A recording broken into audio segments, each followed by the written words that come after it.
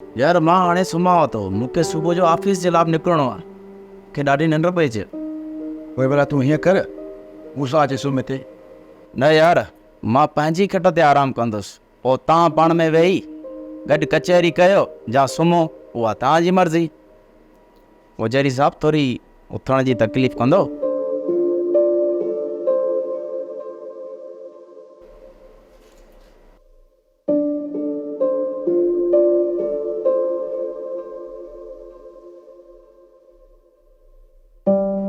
मुजरी मूंखे बि निंड करणी आहे ऐं खट हिकिड़ी आहे, हेठि मूंखे निंड ईंदी कोन।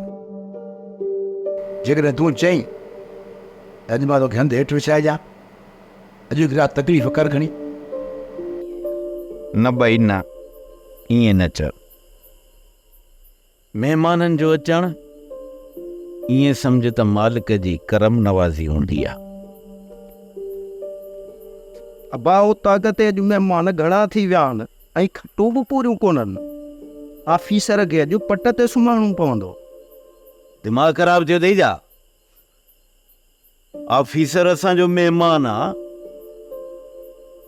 ऐं महिमान खे पट ते सुम्हारींदे? शर्म नथो अचई? अबा पोइ केरु पट ते सुम्हंदो? पुट लोला, अॼु मां ऐं तुंहिंजी मां पट ते सुम्हंदासीं। तूं खटूं खणी वञी महिमाननि खे ॾे। इहा असांजो ई रवायत ई कोन्हे बाबा,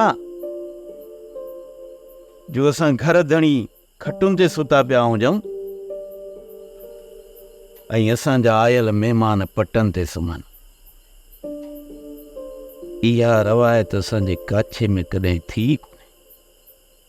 ऐं हिकिड़ी ॻाल्हि ॿुध, मुंहिंजो पुटु ई वसियत करे थो छॾे, ज़िंदगीअ में कॾहिं बि अहिड़ी ग़लती न कजांइ। मालिक साईं, सॼो ॻोठु मुंहिंजे इंतज़ार में हूंदो त मां उन लाइ कुझु न कुझु वठी वेंदुसि,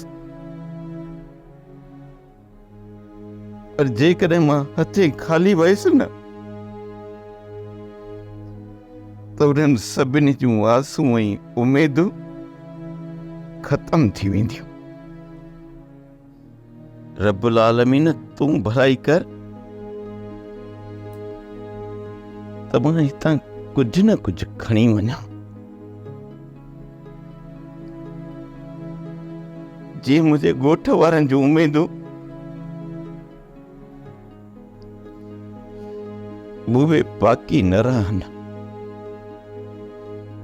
तो बाजारो आई ज़रूर बाज कंदे।